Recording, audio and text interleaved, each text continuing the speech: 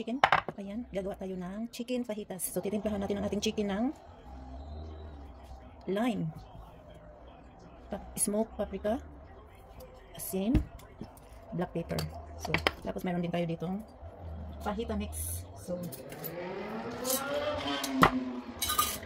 lagyan natin siya ng about 2 tablespoon. Ganyan. Tapos paprika.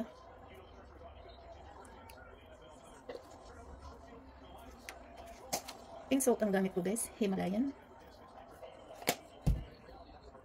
Black pepper. Tapos marinate lang siya natin ng mga 30 to 1 hour. Ating lime juice. Pwede na siguro ang kalahati guys, marami ang juice niya. So kalahati lang ang ilagay ko. So ayan. I-mix lang natin siya dito ng mabuti. Tapos iwanan lang natin sa countertop ng 30 to 1 hour. So ayan, ang ating chicken fajitas.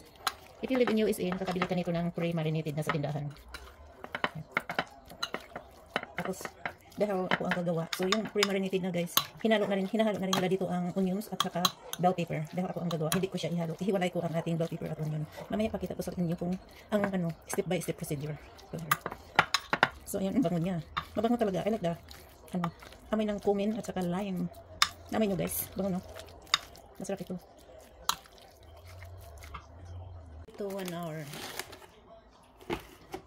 Iwanan lang natin siya dito. Mga 10 minutes. Tapos balik ta rin. Tapos bago hiwain.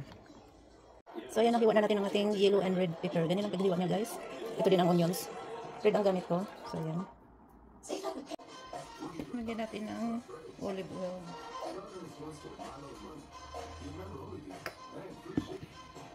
Mix lang natin.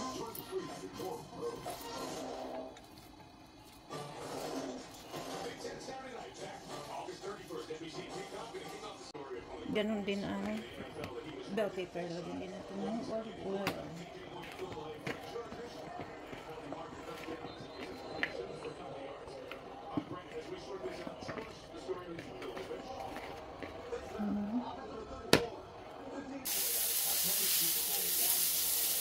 Ibali, ano lang natin siya guys, caramelize.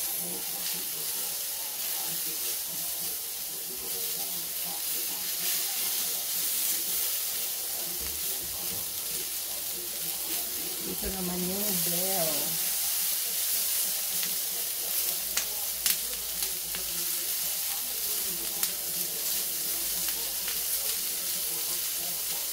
Madali lang kasi ang bell kaya naghiwalay ko. More oil on bell. More oil. So, ayan. Ganun lang yun sila, guys.